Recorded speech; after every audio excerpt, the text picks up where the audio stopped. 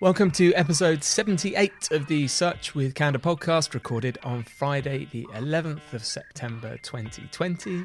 My name is Mark Williams-Cook, and today we're going to be joined by Rob Lewis again, our PPC specialist, who's going to take us through the raft of fairly significant changes that have been happening in the world of PPC.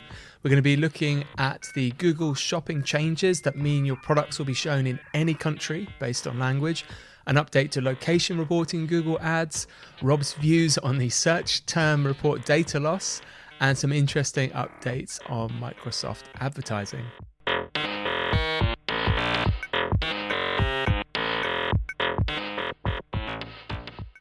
As usual, I want to kick off to tell you this episode is sponsored by the brilliant Sitebulb. If you haven't heard of it and you're working in SEO or search marketing, you definitely should have. It's a fantastic desktop-based auditing tool for Windows and Mac. It's one of the tools we use at Canada in basically every single technical audit that we do. I've been through and talked before about some of the kind of features that make it a particularly nice tool. The one I want to tell you about today is the virtual robots.txt rules you can use with Sitebulb. So this is something actually that I've had to use on a client's site. So as we know, robots.txt allows us to control where robots are allowed to crawl. And it can get kind of complicated when you are doing some of the more detailed rules. We've got a tool, as you know, within Google Search Console to kind of test separate URLs, but it doesn't really scale very well. One of the really cool things about Sitebulb is you have a virtual robots.txt, so you can copy your current robots.txt, edit the robots.txt in Sitebulb, and it will use that virtual one. It's really handy because you can then write your new rules and test how they will impact your whole site without obviously having to do the dangerous thing of update your live site and without having to bother developers for staging changes, things like that. So you can just simulate the new rules. Absolutely fantastic. Sitebulb have very kindly given us a special offer for listeners to Search with Canada. If you go to sitebulb.com/SWC, so for Search with Canada, so it's sitebulb.com/SWC, you can get a 60-day trial of Sitebulb, which is longer than their normal trial, and it doesn't require a credit card. So nothing to lose. Go and check it out.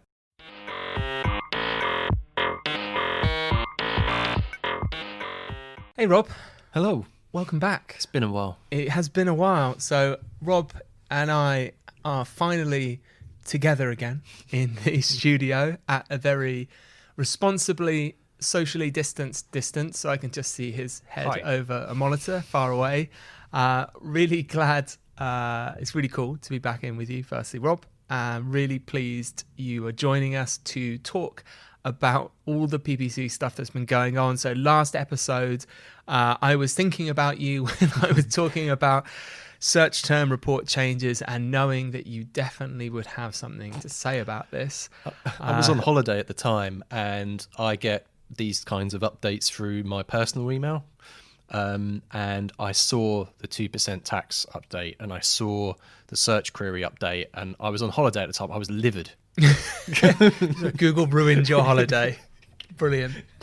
So there's actually a lot of other changes that have been going on outside of Google dumping tax onto their users and removing data for us. One of the ones I raised, actually just kind of sent you a link to before, that I really wanted you to explain to us, was around this Google shopping change where, as I understand it, they're going to be able to show your products kind of globally now based on the language of the search. Is that right? And if not, can you politely correct me without making me sound silly? Well, yes, you're correct. But it's not something that's going to be automatic. You have to opt into it. So this is a really handy update for e-commerce clients that already have a shopping feed set up. And setting up a shopping feed can sometimes be a bit of a pain. It's not always straightforward for every advertiser.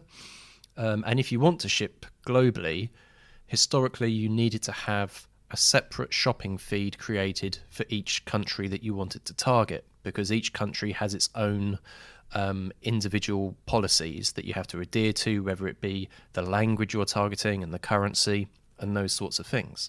However, what Google have now introduced, they've accepted that countries where they speak the same language as your main target audience, they may wish to see your products in the shopping results. So in order to do this, you just need to log into the merchant center, and there's a setting under your feed settings where you can add on additional countries, and there's a whole list that's available in your specific feed. So for example, you could, if you're targeting a UK audience, you could target English speakers in Germany, Spain, France, etc. So that actually sounds like quite a helpful update as opposed to some of the other things that we've been seeing. Yes, but it's interesting though, because it does tie in nicely to the next update, which is the update to the location reporting. And a part of me feels that maybe this update is a precursor to Google opting to broaden up the location targeting in shopping ads. So historically, you've been quite safe running a shopping ad in your target location. There's been no chance of Google deciding to show your advert in other countries. But it's possible that this is a precursor to them automatically opting you in to expanded reach across different territories that you're not wanting to target.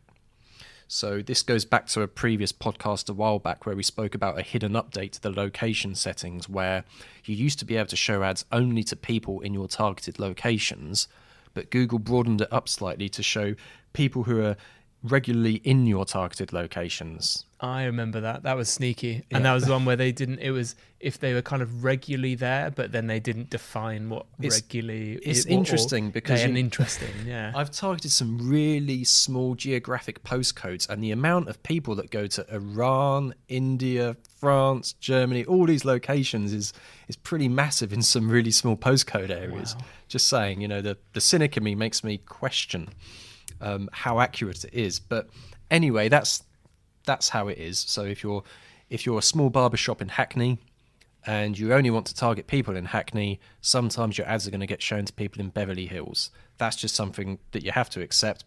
But there are ways that you can mitigate this. You can exclude every other location where you don't want your ads to show. So basically, it's possible that people may have to start doing this to shopping campaigns soon. I don't know. But yes, it brings me nicely to the latest update, which is a change to the location reporting.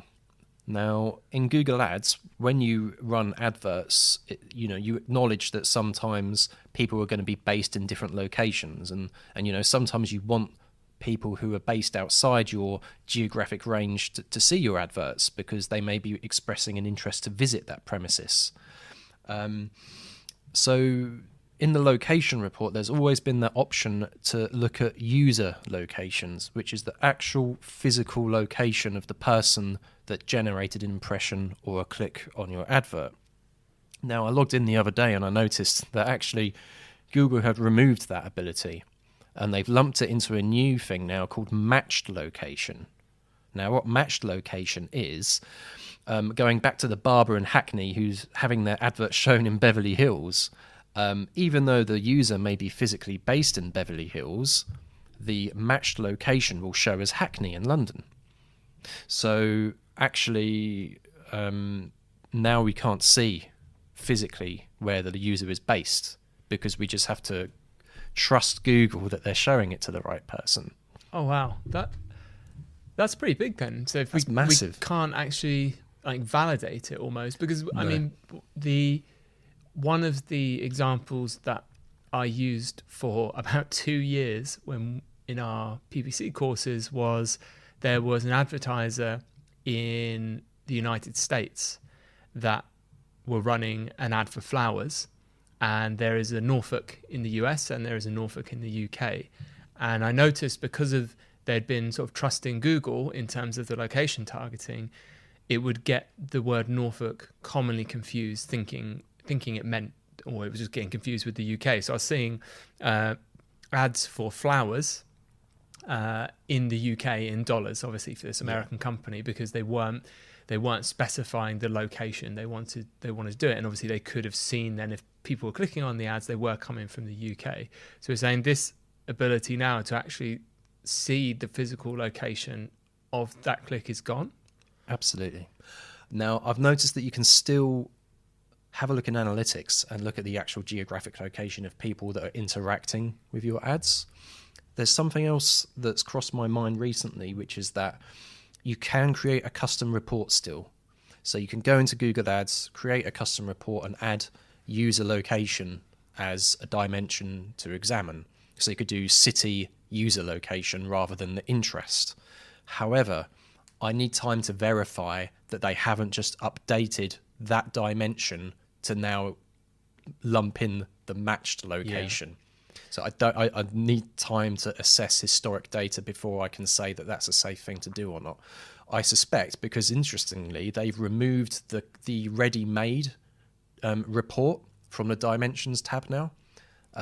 So you can't look at the ready-made user locations report. So they've removed that temporarily, but they still haven't removed the ability to be able to look at this physical user location as a custom report. But as I say, I don't know how much that dimension can be trusted anymore. That's interesting because there has been things quietly removed from analytics before. So the technology report, when we were looking at ISP data, that just vanished, didn't it? And there was never, because we spoke about that, didn't we, on the podcast? And as far as I've seen, there was never any official announcement about that. They just took it out. There's another thing that they sneakily I like that. They sneakily removed at the end, towards the end of last year, which was the ability to look at smart shopping campaign search queries in Google Analytics. Now, one of the reasons I've always been a bit funny with smart shopping campaigns in Google Ads is because you can't look at the search queries in Google Ads, so you don't know what the search terms are. So when I started looking at the search queries in analytics, it became clear that Google was chasing the easy wins, which were the brand searches. And you can't add your brand search as a negative in a smart shopping campaign. So I often use this as a good reason for clients not to run a smart shopping campaign. And then they removed the ability to look at all the historic smart shopping search term data in Google Analytics. So you can't see what we're doing. No. The numbers just look good. The numbers look good. So, from an agency perspective, sure, we'll run a smart shopping campaign and we can drive some easy conversions, but are they actual acquisition or are they merely brand protections, easy win shopping? Anyway, so all of these things hint at removing transparency and removing data-led decision making. And again, I guess that moves us towards the other update that you covered last week, which was regarding the removal of search term data where there isn't a significant amount of search volume. It makes me sad. It makes me sad. Makes me livid. So we covered some of the implications of that. I clumsily did it while you weren't here, but what I really wanted to get into you with, I guess, is what is your view on things we can be doing, in-house people can be doing, digital marketers, PPC managers, agencies can be doing to work around this? Because, Google lays down the law, they say these are the rules, and obviously we have to just play that game as best we can. So what are your, apart from being livid and furious and annoyed and upset, what are your thoughts on this search term report data removal? The top thing that I've been saying this to clients for a number of years now, is that the days of the core traffic heavy keyword long disappeared on pay-per-click like years ago. And whereas it used to be an easy time for pay-per-click managers having a set of core keywords that were traffic heavy and constantly converted, this shifted very quickly a number of years ago, where people's search behavior was much more conversational. And whereas I used to see years ago like 90% of all conversions comprised the same regular search queries, now I'm seeing it's the flip side, and I'm seeing at least 70% of conversions in all of my clients' accounts are unique searches that generate 1 or 2 impressions per month. And that mix of random conversions comprises the vast majority of leads or sales. And very few of those searches are the traffic heavy keywords that Google are suggesting that they're only going to start showing. Now, the detail within those minor incidental searches is immense, because I've always been a proponent not of the actual search term itself to bid on, but the individual words, which in my mind I refer to them as anchor words, and it's those individual words within a massive subset of searches that I focus on. And it's also those anchor words, those individual words that generate a load of wasted spend. So people that have managed accounts will know that searches such as jobs, salary, vacancies, second-hand, cheap, all of those incidental words can sometimes generate huge amounts of wasted spend, but they appear through thousands and thousands, sometimes millions of searches, but through unique longer tail searches. And it's possible that those searches, I say it's possible, it's inevitable that those types of incidental searches we're not going to see so readily anymore. So the thing I can say really is that when you're planning a new campaign, or even if you've suddenly found yourself in a position where you've lost access to all of this data, use the keyword planner tool and have a look and see what Google seems to think are the most important traffic heavy searches. Look through them and add them as exact match negatives if you don't think they're relevant. So this is really then, maybe rather than kind of going fishing for keywords with broader matches, it's actually doing this more detailed keyword research ahead of time. Yes, absolutely. And looking back at your historic traffic, I don't believe they're going to remove the historic data. I'll be very surprised if they do. Well, actually, no. At the moment, nothing surprises me at the moment. Maybe make an export of all of your historic search data. That's a really good idea. Do that now. We just came up with that one. I did. Yeah. My to-do list first thing after right. this podcast.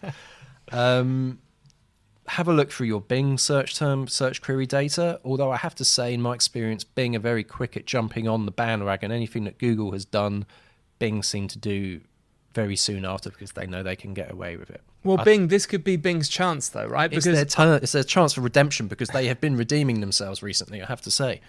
Well, I've seen some people saying where they hadn't been even bidding on Bing before, that they're going to move their campaigns, not move them away from Google, but run them on Bing to try and get some of that extra long tail data. Yeah.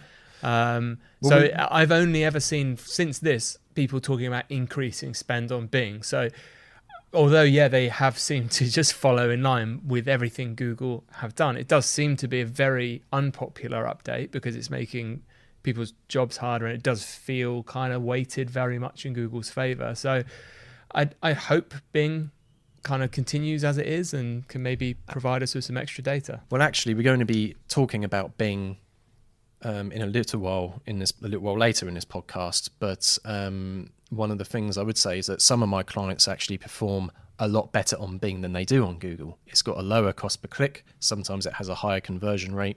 And for B2B advertising, it's fantastic because a lot of companies, a lot of corporations are tied into using Bing as the search engine.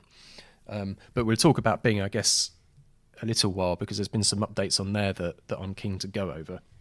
Yeah, there's a very positive mention of Bing there. If anyone at Microsoft, if Bing, you feel like sponsoring this podcast, just drop me a line. So to answer your question about the matched search query, or should I say the reduction of search query data, yes, do some keyword research.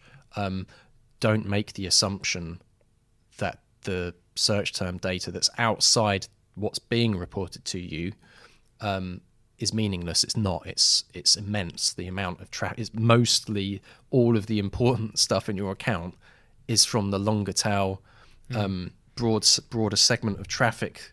All of that data is really valuable, and brings me nicely onto close variant search terms that you often see, because for the last few years, Google's been introducing more and more close variant search query data into your campaigns. And just to give you an example, if you're a training course, for example, and you're running an SEO training course, all of your keywords are going to be around course, training, learning, lessons, e-learning, because that qualifies what it is that you're selling. So your main keywords would be SEO training course, SEO e-learning, SEO courses.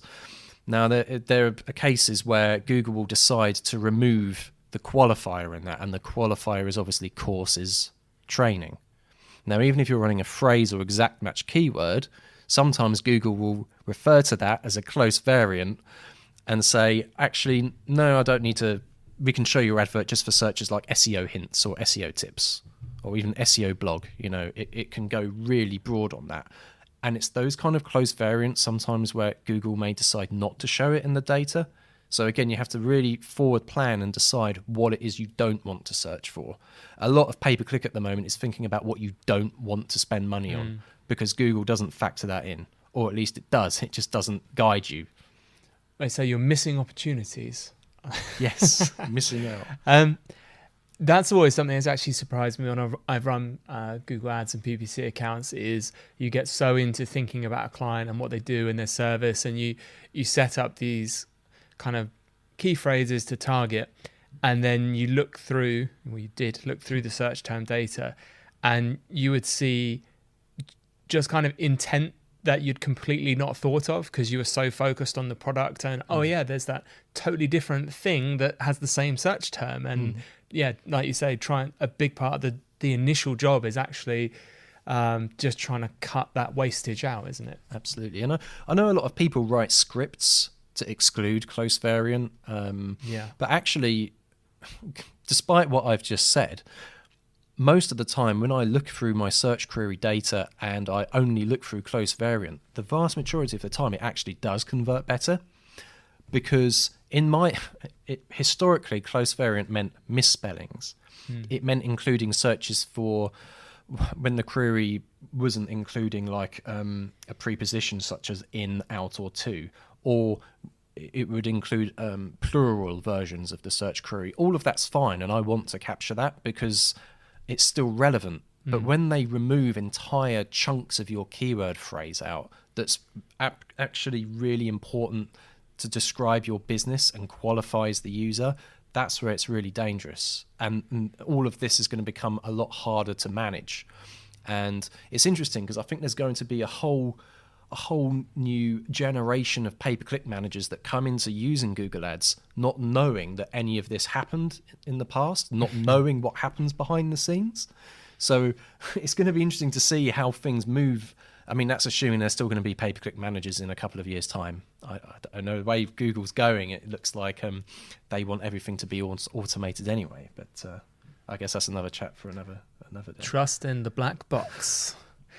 You've got something down here about ad rank threshold that you would like to talk about. Tell us about ad rank threshold. Well, the reason I was thinking about this today was because Google's made a lot of changes that the cynic in me says is to help with their ad revenue. And Google obviously got hit quite hard during the pandemic. A lot of advertisers paused, which is understandable. And one of the things I kept seeing on LinkedIn and on other forums was, oh great, cost per click's going to get lower because advertisers have pulled out of Google Ads.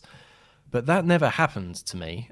None of my clients saw a decrease, at least not a notable one, in cost per click. And the more I thought about this, the more I thought, well, that's not a surprise at all, because there is such a thing called ad rank threshold. And I mean, have you heard of ad rank threshold before? I have not. The reason you have not is because Google very quietly a few years ago posted about ad rank threshold. And essentially, ad rank threshold is the reserve price for an ad. And Google, historically, it used to be thought that you would only pay the maximum you need to pay to rank above your competitor. But actually, that's not the case. Google has now said that there is a minimum reserve price. And even if you're the only advertiser bidding on a keyword, you still have to bid the minimum amount to show, which is its reserve price for the bid. So like eBay, when I set a reserve price for everyone can bid for this, but nobody's getting it for less than £11.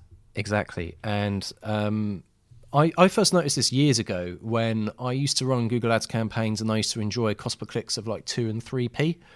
Or when I was doing a brand protection campaign and I knew that no one else was bidding on it. So I used to set the max cost per click to 1p and I would enjoy 1p cost per clicks. And then all of a sudden the adverts would stop showing and I'd have to start bidding 50p and then £1. And I thought, well, why am I doing that if there's no other advertiser on it? That just makes no sense whatsoever. And similar to that, I also noticed that there are certain niche industries that would automatically generate a really low quality score on the keyword. And I'd look at the landing page and I think, well, the landing page is relevant. The speed of the site is fast. This was before mobile first, so that wasn't an issue, but quite often these websites were mobile responsive anyway. And the ad text was relevant. So I think, well, why is the quality score 2 and 3? You know, and why is it making me have to do like a £6 cost per click on a niche sector where there's barely any competitors? And over time, I just thought, oh, this is just Google's algorithm or it's just not working properly. But then one day I came across Google's announcement about ad rank threshold and I thought, oh, well, that just makes sense. So I was kind of right all of this time, but they've now openly acknowledged that there is a minimum cost per click. It's like when you use LinkedIn and you're targeting a niche industry and then it's saying the minimum amount you can bid is £8. And you think, oh, imagine if Google did that. Well, actually, Google lets you bid 1p, but they're telling you, well, you can bid 1p if you want, but actually we still have a minimum reserve price for your advert to show, even if no one else is bidding on your term. And as well, they have changed with the accelerated bidding as well. So Yes. It's harder to take that strategy of bidding low and like filling in the cracks where they don't have the inventory. That was my favourite strategy for years, and it worked so well for advertisers. But no, you can't do that now. You have to have a higher budget and a higher bid, which is why cost per clicks have increased over the years, not just because more people are using Google, but because Google at any point can change its ad rank threshold. It won't tell you when it's done it. The only thing they say is that it varies from sector to sector. So some sectors it will add a high reserve price, others a low one. And I'm presuming it's constantly refining that. So if at any point they're thinking, actually, our ad revenue is a bit low, maybe we just up the reserve price by 20p and then, that'll increase our ad revenue and cover this. Now, I'd love to see this have a knock-on effect on them, though, on the number of people that advertises with them. But I don't think it will, just because Google's such a mammoth beast and everyone uses Google, so it's the place to advertise. But basically, all of these changes that we've discussed today just make me think that it's time for other advertisers to try to dip their toes into other advertising platforms. And whereas before I always used to say, yes, use Google for search because search has the highest intent, the one thing I would say is that I would much rather pay less money for lower quality, lower intent traffic if it's generating a profit than I would for investing in a lot of money in high intent traffic when it's not generating a profit. Yeah. Which is why it's important to try things like Bing and even Facebook. I've been having some fantastic results on Facebook simply because the cost per click is so much lower than Google, which I guess leads us very nicely onto Bing. Yeah, updates. we can say some nice things. So Microsoft Advertising recently announced the release of 3 audience targeting features: dynamic remarketing lists and in-market audiences in France and Germany for search campaigns, and LinkedIn profile targeting for both search and audience campaigns. So good timing for them. What have you got to say about these? Do you know, the one that really excites me the most, and that has done for a while, is the LinkedIn profile targeting. And essentially, because LinkedIn is owned by Microsoft and they've managed to integrate the platform with Bing, it allows you to show adverts effectively to people who match certain job titles, job functions, industries, or even specific companies. Now, that's a really powerful thing. Unfortunately, although it's a really cool thing, it's not as outstanding as you may think it is. It's not like you can only show, for example, your adverts to CEOs who work in the finance sector. Instead, it's a bid-only change. So you can add a bid modifier to CEOs. You can add a bid modifier to people that work at Walmart, for example.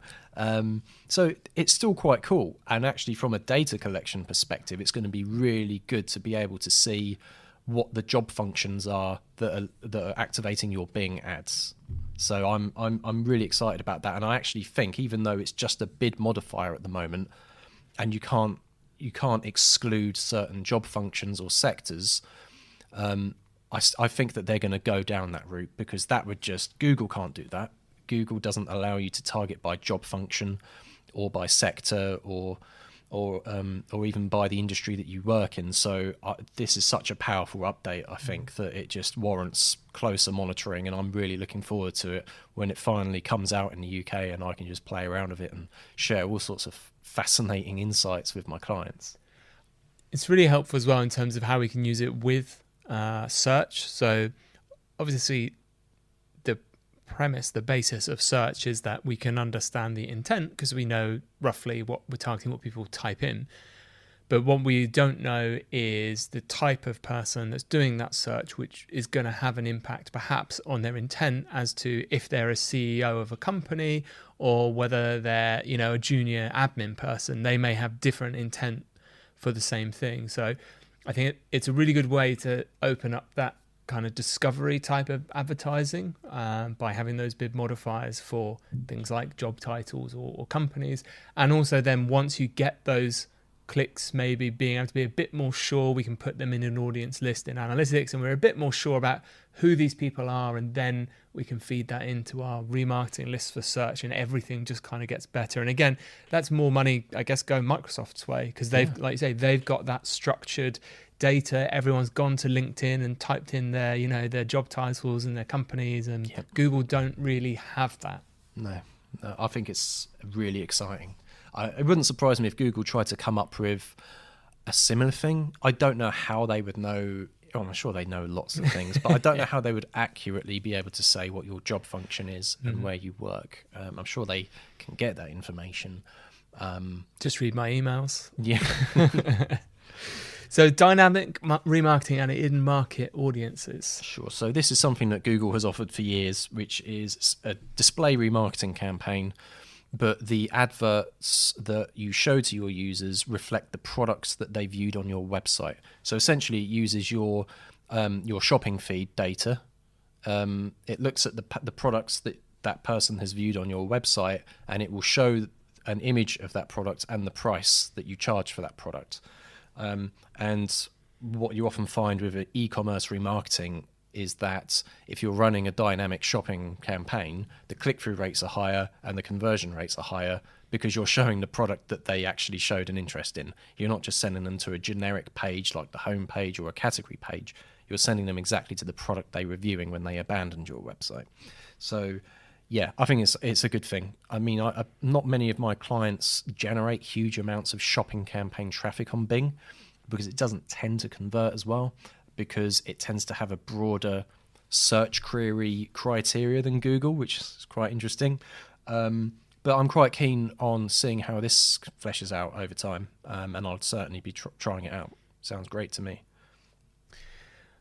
The only thing I wish people would do with these kind of remarketing campaigns is make sure that people are removed from them when they check out. Yeah. It's like the number one complaint I see from people who aren't involved in search marketing is when they get bombarded by ads for something they've looked at and then actually bought, but then they see ads for the exact product they bought for like 2 weeks afterwards. I have a confession to make. I have a habit of contacting head of marketing of every brand that does that to me. I'm like, I even explain how they can fix it, and most of them just reply and go, ha ha, thanks, and I don't hear from them again. But then sometimes the advert does stop showing to me, and I think, yes, my work here is done. You could have charged for that, Rob. So in-market audiences. So in-market audiences, again, is something that Google has had available for a while. And in-market audiences, essentially, the search engine has decided that that person has intent to purchase that particular product. So, for example, consumer electronics, event tickets, banking, clothing, shoes. If Bing thinks that the person is in the market for those things, you can add that audience. Now, all of this is great one of the things that's worth bearing in mind is that these 3 new updates are all very much geared around Microsoft's audience network. Now, Microsoft's audience network isn't the same as Google's display network. For one thing, at least in the UK right now, you can't create an audience-only campaign on Microsoft's advertising. Okay. You can only create a search campaign and add a bid adjustment to the audience network. And the audience network will include things like Outlook. You've put yourself on the spot. I have. Now. I've put myself in Outlook and Office 365 and I want to say Hotmail. It's not called Hotmail anymore. It's just Outlook, isn't it? Yeah, I think so. Yeah. So it's been a while since I've logged into my Hotmail Live Outlook, whatever it's called now. So essentially, the audience network on Bing is quite limited compared to Google Display Network's massive reach. But all of this to me hints that they're ramping up for something. And I'm really looking forward to it because the cost per click on a display network is getting increasingly high, and I'm really keen to see what can be achieved through Microsoft's audience network. As I say, you can't actually run an in-market only display campaign in Microsoft Ads at the moment. It's only been released to certain advertisers that are part of the beta program. So all of this is still just as and when have to monitor it. We can't even use the LinkedIn audience profiling at the moment. So if you want to create a display campaign in Microsoft Ads, it's still essentially a search campaign, but sometimes your adverts will show on Outlook, Office 365, and other Microsoft platforms. Rob, we're kind of out of time now. Okay. Thank you so much for guiding us through that. I think I would have got a little bit lost trying to dance my way through all those updates because there's a lot of detail you've added in there, and it does always interest me because obviously mainly on this podcast I talk about SEO. That's kind of more my thing, and there's always something new to talk about, and it just seems to be the same with PPC. Things are changing rapidly, the technology is changing rapidly, what the different I call them vendors are doing is changing, and it just opens new possibilities that you need to stay ahead of. And it does always make me feel bad still when I speak to people who have got a marketing function within a company, and then I speak to them because they want some help with SEO or something, and then I talk to them about their job function, and they're normally like, yeah, I do marketing. So yeah, no, I do the SEO and I do the PPC, and yeah, no, I do some of the design bits as well. And it just blows my mind how much, it's not possible for one person to keep up with everything, that's going on. And when I tell them that, okay, well, actually just within SEO, we tend to even have people that specialize. So we have technical SEO people, we have people that kind of do outreach, digital PR, we have people that are more focused on content. So it just makes me feel bad really for the people that are, so we feel you if you're working in-house marketing and that's your role, you have our sympathies. But thank you very much, Rob. I hope we get to do this again sometime soon, and we're not total lockdown again. We will be back in 1 week's time again, as usual, which will be Monday, the 21st of September. I hope you all, as usual, have a brilliant week. If you are enjoying the podcast, do subscribe, leave us a review, whatever, it all helps. And I hope you join in next week. Goodbye. Goodbye.